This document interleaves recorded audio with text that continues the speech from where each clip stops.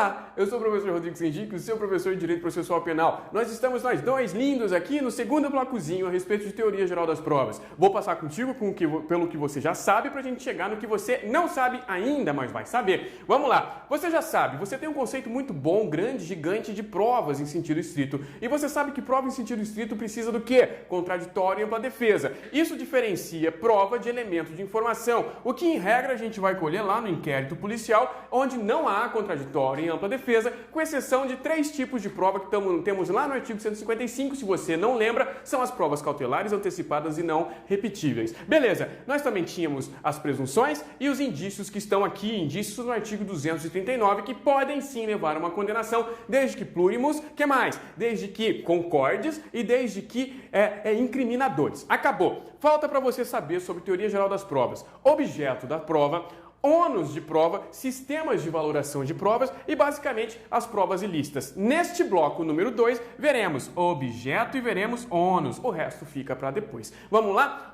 Objeto de prova. Você sempre vai ter de provar aquilo que você alega. Lembra do Mário, o comedor? Ele teve de provar que aquela marca no colarinho dele era assim, groselha. Beleza, sempre aquilo que você alegar.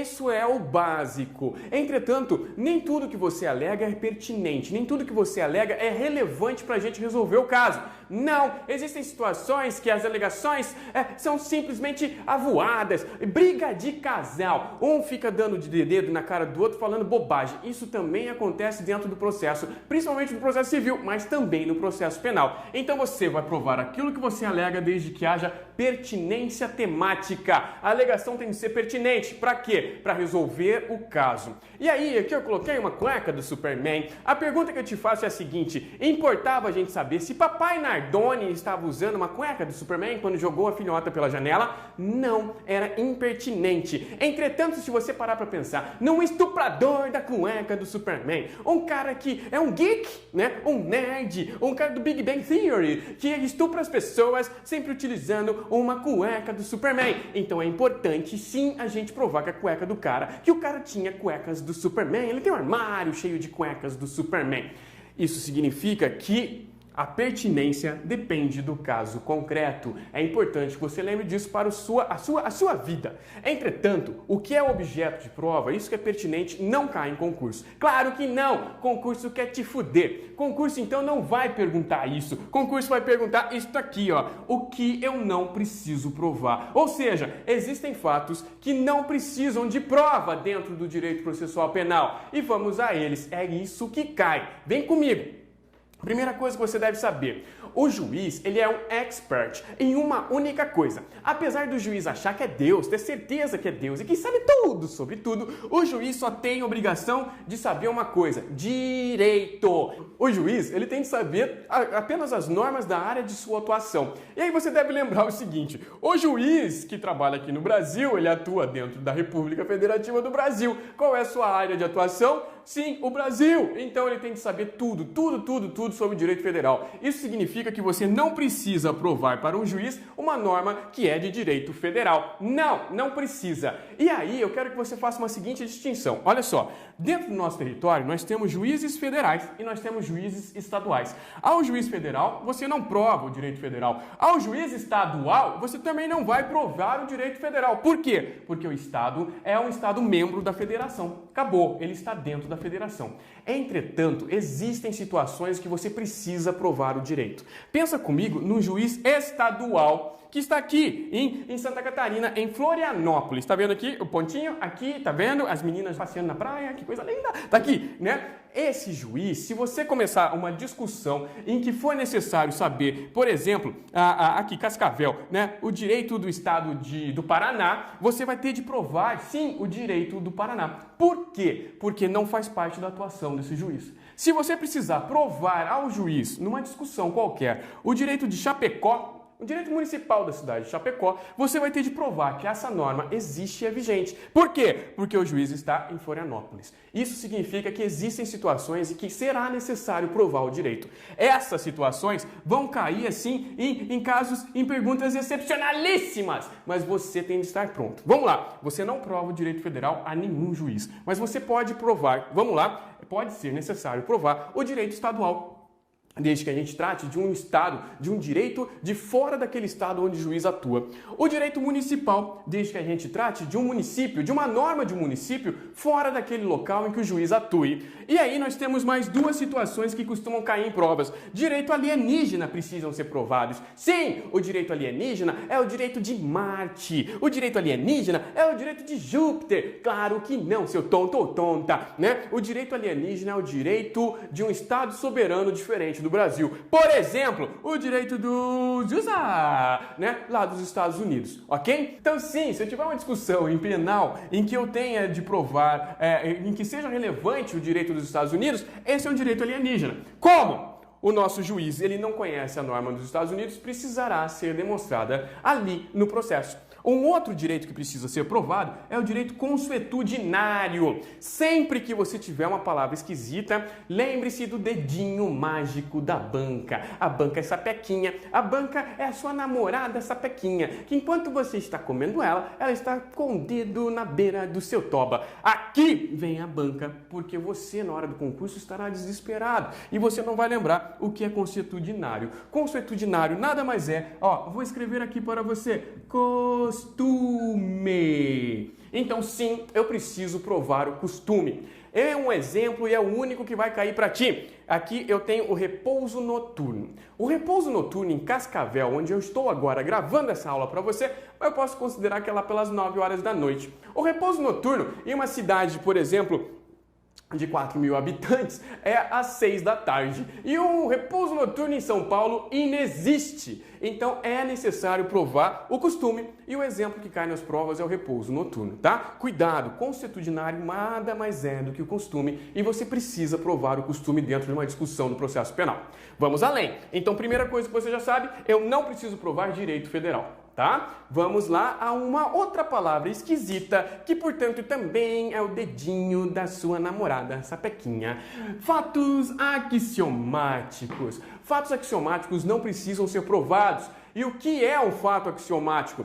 Fato axiomático vem de axioma. Axioma nada mais é do que uma verdade incontestável, uma verdade evidente. Algo que ninguém pode contestar, porque está claro. O exemplo mais tosco que existe, que é o que está nos livros e pode cair para você, é este aqui. Sim, sim, sim, sim. Veja aqui, para você gravar, o esqueleto precisa dizer, oi, eu morri? Claro que não. Por quê? Porque eu sei que o esqueleto, o morto, está morto. Essa aqui é a historinha que vai contar para ti a prova. A prova vai chegar e vai falar assim, você está andando no mato e encontra um esqueleto humano. Você precisa demonstrar que esse esqueleto está morto? Não, porra! Por quê? Porque é evidente que o esqueleto morreu. Ele está morto. Era de um ser humano que faleceu. Isso é um fato axiomático, tá? Isso é um fato axiomático. Grave. Fato axiomático não precisam ser demonstrados. Por quê? Porque trata-se de verdade incontestável ou evidente. Algumas bancas adoram evidente, tá? Evidente. Grave isso. Fato axiomático é um fato evidente. E para você nunca mais esquecer,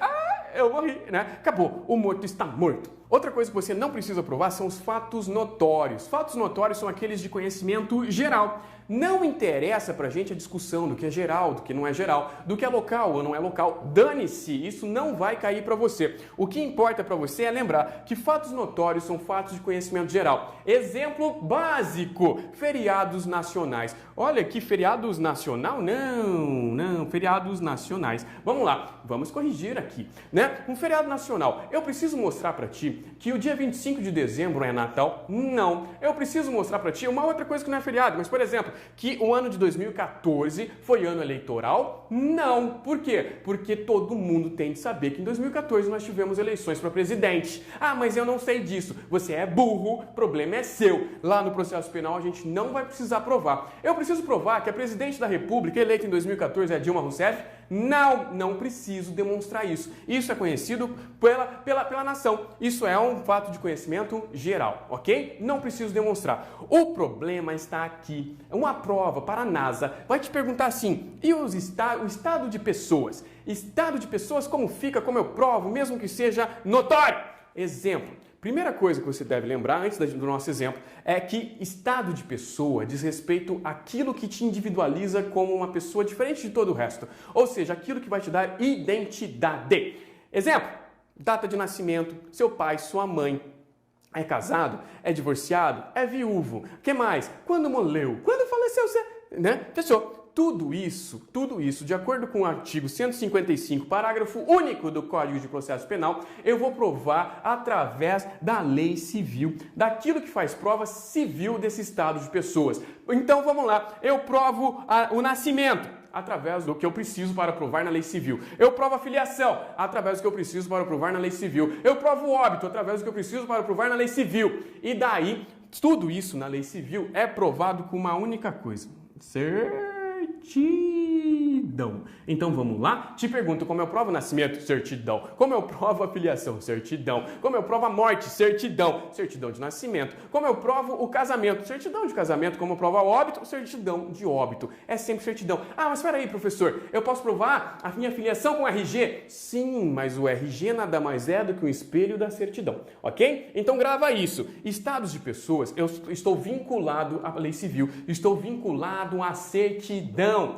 O que isso significa? Significa que se eu tiver uma questão dentro do processo penal que envolva estado de pessoas, né, mesmo sendo algo de conhecimento geral, mesmo sendo algo notório, eu vou precisar da lei civil, eu vou precisar da certidão. Exemplo muito simples. Aí eu tenho uma discussão no processo penal em que eu preciso definir se Michael Jackson morreu. Todo mundo sabe que Michael Jackson morreu. Isso é de conhecimento geral. Então é notório que o Michael Jackson morreu. Diga sim, sim, é notório. Mas eu preciso provar. Por quê? Porque o estado de pessoas, eu tenho aqui um exemplo de prova tarifada. E em exemplo de prova tarifada, eu tenho de seguir exatamente o que o código manda.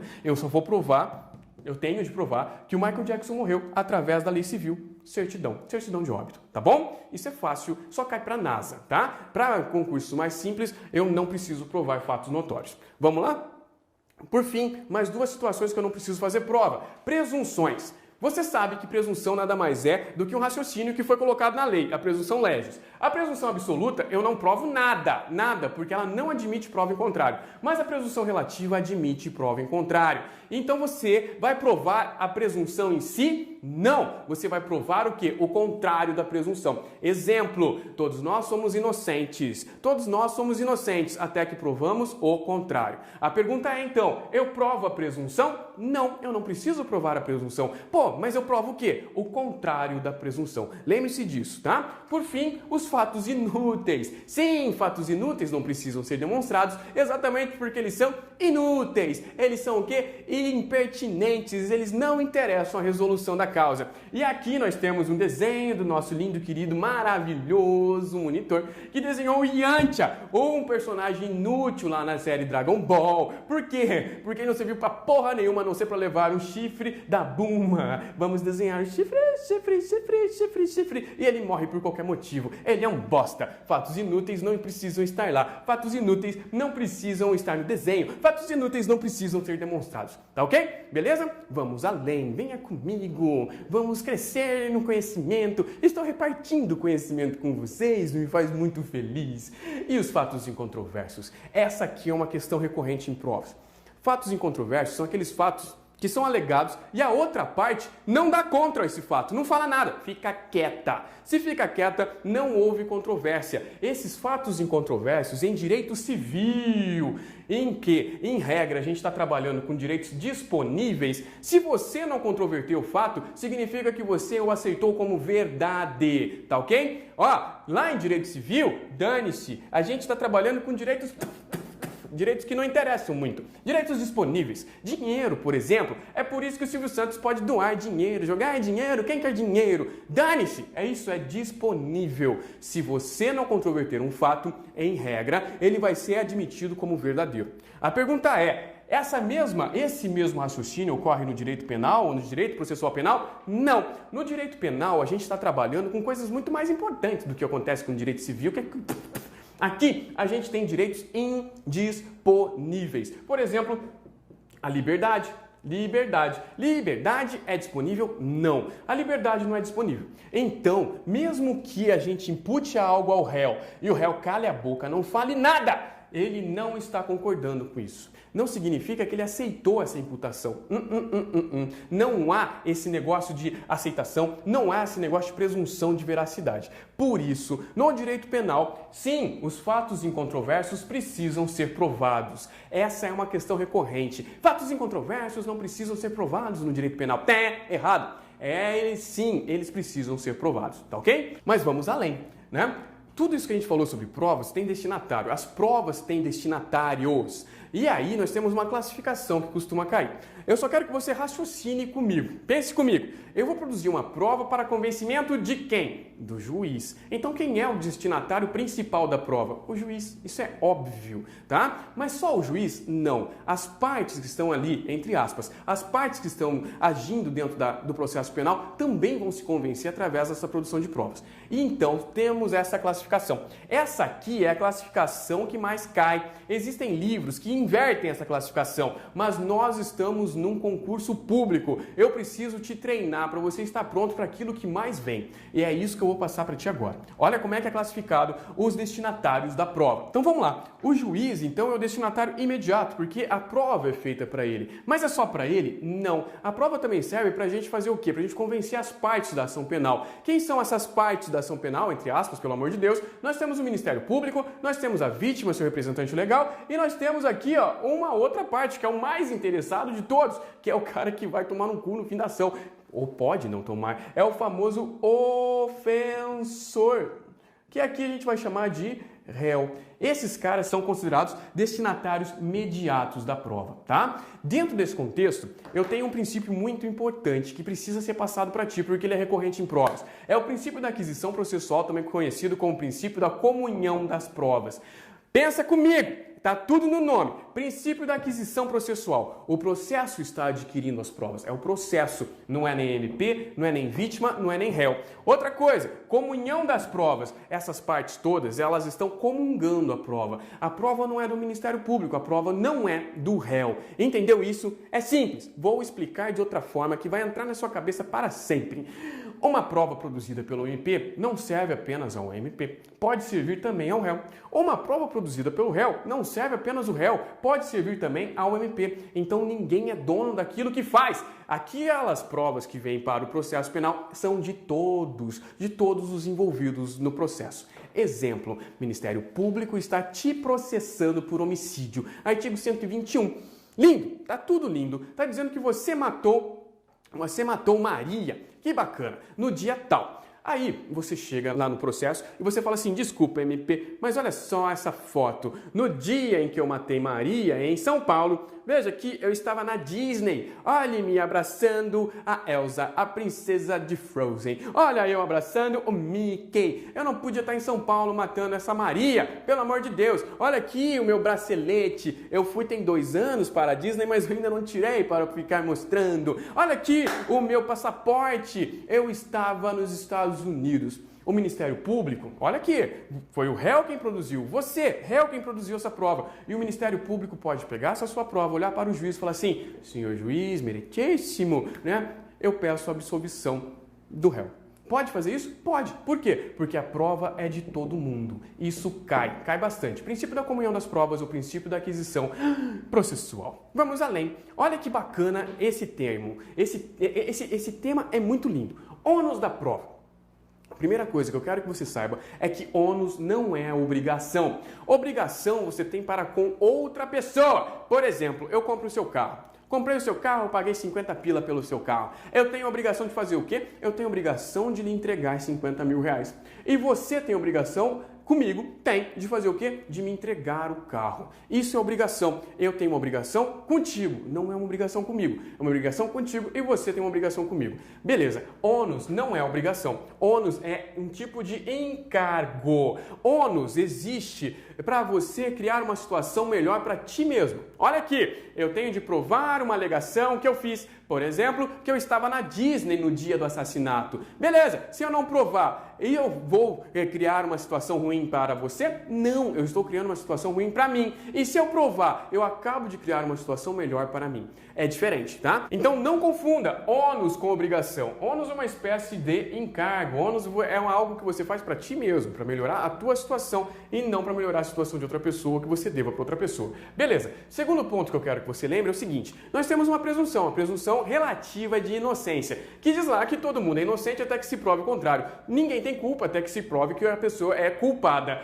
E aí a pergunta que tu deve fazer é a seguinte: pô, mas o réu não é presumidamente inocente? Se o réu é presumidamente inocente, significa que ele não precisa provar nada. Ele pode cruzar os braços e deixar com que o Ministério Público prove tudo. É essa a primeira corrente dentro de ônus. Essa primeira corrente vai falar assim, ó, peraí, o réu tem o ônus, o réu tem o encargo de não fazer nada. É isso mesmo. O réu não precisa demonstrar nada, o réu não precisa provar nada no processo penal, porque ele está sendo beneficiado pela presunção de inocência.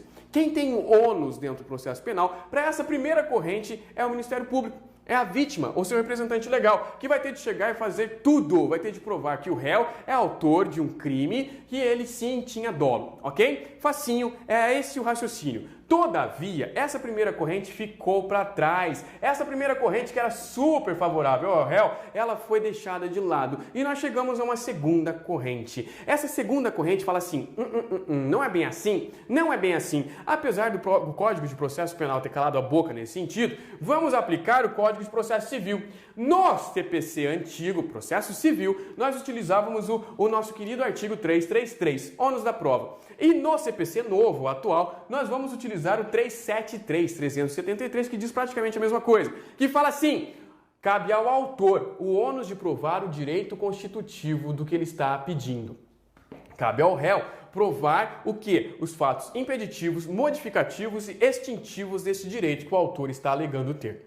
Pegaram esses artigos, o 333 no Código de Processo Civil antigo e o 373 do Código de Processo Civil atual e transportaram isso para o direito processual penal. Ficou assim. Olha aqui comigo. Ficou assim. Fica assim. Cabe ao Ministério Público provar isso aqui, ó, o ônus de provar a materialidade do crime, se realmente aconteceu um crime ou não. Cabe ao Ministério Público provar a autoria do crime, que foi esse réu quem praticou o crime. E cabe ao Ministério Público provar o elemento subjetivo deste crime, a culpa ou o dolo, tá? E ao réu? Ao réu vai caber nada? Vai ficar quieto e dane-se? Não! Ao réu vai caber provar isso aqui, as excludentes de ilicitude, legítima defesa, por exemplo, as excludentes de culpabilidade, eu sou tantã, né? Sou doido, sou maluco, e as causas extintivas da punibilidade. É assim que vai cair na sua prova. O réu tem ônus no processo penal? Tem sim. Grava isso. E o Ministério Público tem ônus no processo penal? Tem sim. Ao Ministério Público vai caber, claro, o maior ônus, que é provar a materialidade, a autoria, a culpa ou dolo. E ao réu vai caber aquilo que tira a culpa dele, que tira a ilicitude do fato ou que tira do Estado o direito de punir, tá ok? Facinho. Mas a pergunta que mais cai está embaixo no quadro. Olha que lindo. E o juiz? O juiz tem ônus de provar alguma coisa? Não! Ônus nenhum. O juiz tem iniciativa probatória. É diferente. O ônus você prova para o ônus é um encargo que você tem para demonstrar uma alegação. O juiz não alega nada. O juiz, então, não tem ônus probatório, porque quem tem ônus é quem alega algo. É esse cara que alega que vai ter obrigação. Não! Vai ter encargo de demonstrar alguma coisa. O que o juiz tem é iniciativa probatória. Isso está, como eu disse, no artigo 156 e ocorre em duas situações. De acordo com a letra do artigo 156, o juiz pode determinar a produção de provas urgentes e relevantes, desde que isso seja necessário, desde que isso seja adequado e desde que essa medida seja proporcional. Meu Deus! O juiz, ele é inerte. O juiz é um bolhão, ele não pode fazer nada, tá? Ele só tá lá para ser imparcial e para controlar o contraditório para a defesa e tomar a sua decisão. Isso parece que quando o juiz determina a produção de uma prova urgente e relevante, que ele está sendo inerte. Por isso, doutrinariamente, esse artigo 156, primeiro, é considerado inconstitucional. Por isso, na sua prova, você deve ter atenção. Se perguntar a sua questão, se perguntar se o juiz pode produzir provas em casos urgentes e relevantes, de acordo com o artigo 156, beleza, tá lá. É isso mesmo, é a letra do 156. Mas se a questão for um pouco mais profunda, vai perguntar, isso é constitucional? Não é constitucional. A segunda hipótese do juiz tendo iniciativa probatória, essa sim é mais aceita. Tem discussões? Tem, mas é mais aceita pela doutrina, que fala assim, o juiz pode produzir provas para dirimir dúvidas. Dirimir dúvidas é sanar dúvidas. Essas dúvidas não são dúvidas que começaram antes do processo, não, são dúvidas que surgiram da instrução. Então, olha só, tivemos a instrução, tivemos todas as partes produzindo provas e o juiz, na hora de sentenciar, ele olha e fala assim, puta que pariu, tenho dúvidas ainda, dúvidas que estão na instrução. Então, o juiz pode sim fazer a determinação da produção de uma prova para dirimir, para sanar essas dúvidas. Grave o termo dirimir, porque é assim que vai cair na sua questão lá no seu concurso. Então, para dirimir dúvidas que surgiram na instrução, o juiz pode determinar a produção de provas de ofício. Vamos ver isso nas questões para você ver que sabe tudo. Acerca do objeto da prova, assinale a opção correta. Letra A. Os fatos são objeto de prova e nunca o direito, pois o juiz é obrigado a conhecê-lo. Letra B. Os fatos axiomáticos dependem de prova. Letra C. Presunção legal é a afirmação da lei de que um fato existente é o verdadeiro, independentemente de prova. Letra D. No processo penal, os fatos não impugnados pelo réu, fatos incontroversos, são considerados verdadeiros. Letra E. As verdades sabidas dependem de prova. A letra A diz que o direito nunca é objeto de prova. Você sabe que o direito federal não precisa ser provado mesmo. Entretanto, nós temos direitos que precisam ser provados. Direito estadual, municipal, o direito alienígena, que é o de um outro país, e também o direito consuetudinário, que são os costumes. Por isso ela está errada. Letra B está errada porque diz que fatos axiomáticos demandam prova. Não. O fato axiomático não precisa de prova exatamente porque é uma verdade incontestável, evidente. Lembre do esqueletinho falando, oi, eu morri. Você não precisa provar que o esqueleto está morto. Pelo amor de Deus, aquele cara morreu. Ok? Vamos à letra C. Presunção legal, sim, é uma presunção que a lei faz de que um fato é verdadeiro, que esse fato efetivamente aconteceu. Ele é verdadeiro. Você não precisa provar que esse fato é verdadeiro. Nós temos o princípio da inocência. Você precisa provar que eu sou inocente? Não, em tese não. Eu sou inocente por força da Constituição Federal. Essa é a presunção.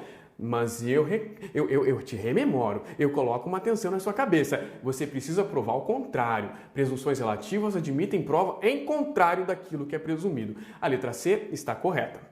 Vamos à letra D. A letra D fala que os fatos incontroversos, aqueles não impugnados pelo réu, são admitidos por ele como verdadeiros. Isso está errado no direito processual penal. Sim, os fatos incontroversos precisam ser demonstrados desde que pertinentes. As verdades sabidas dependem de prova, diz a letra E. Não, verdade sabida nada mais é do que um fato notório. Fatos notórios, em regra, independem de prova. Por isso a letra E está errada. Próxima questão. O princípio da comunhão da prova autoriza qualquer das partes a apropriar-se da prova, ainda que tenha sido produzida pela parte contrária. Perfeito! Não podia haver uma definição mais assim, linda, de princípio da comunhão das provas, o princípio da aquisição processual. Uma prova produzida dentro do processo não é de quem a produziu apenas, não, é de todo mundo, E dentro desse todo mundo, dessa aquisição, dessa comunhão das provas, tem um detalhe interessante.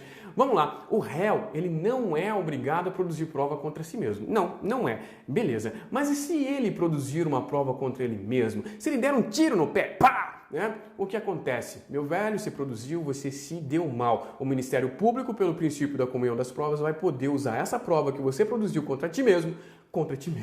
Lindo isso, né? Por quê? Porque a prova não é sua. A prova é do processo. A prova é de todo mundo dentro da busca pela verdade real. Viu? É fácil. Segue meu beijo.